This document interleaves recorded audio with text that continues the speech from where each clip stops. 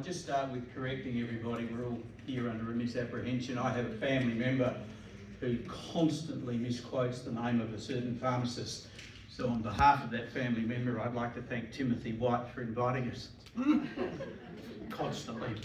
I'm an advocate with Disability Rights Advocacy Service. We're a not-for-profit government-funded advocacy service based at Henley Beach Road at Torrensville, but we've got a statewide footprint. We've got offices in Mount Gambier, one based in Berry, and fairly recently we opened one at Port Augusta. So we really do service a very large area of the state, and there's talk of us potentially expanding to Port Lincoln.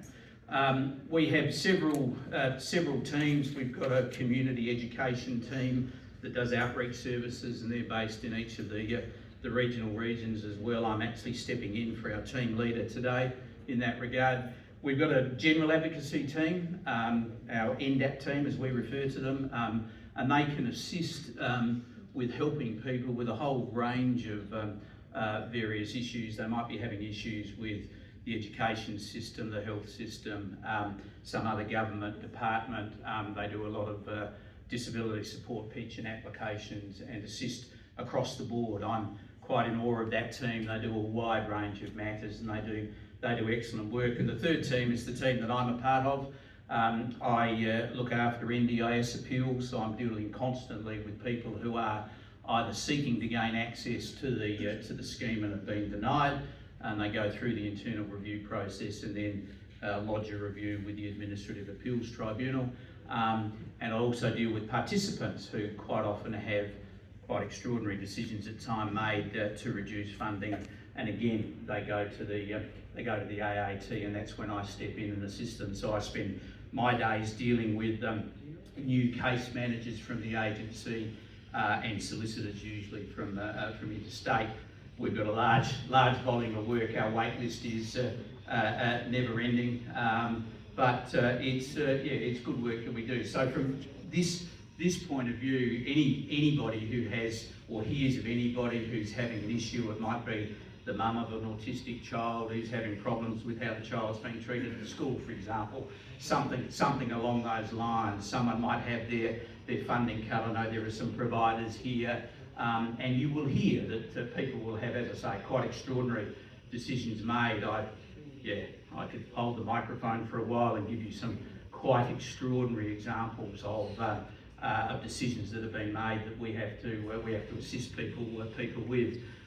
We also recognise, just for the sake of completeness, that there's a massive gap in the legal community and the provision of formal legal advice to people with disability-related issues.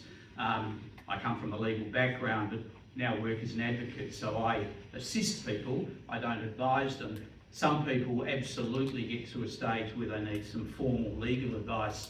There is no legal firm here in South Australia that specialises or has experience in constantly dealing with disability-related issues. There are some community legal services, but our CEO recognised there was a gap, and so we, as of 1st of July, have launched DRAS, Disability Rights Advocacy Service Legal. They have a separate office staffed by solicitors, and so we are now able to provide formal legal advice to people with disability-related issues. It's a pilot program for 12 months, and we're hoping that next year we'll be able to garner some federal and indeed state funding so that we can continue with that service. So anybody who knows of anybody who has any issues remotely related to a disability-related issue, then we can certainly someone registers with us, and we fairly quickly get back to people. We know, there's about 5 advocacy services similar to us in South Australia, and I know that at least one of those relatively recently had a 6-month wait list.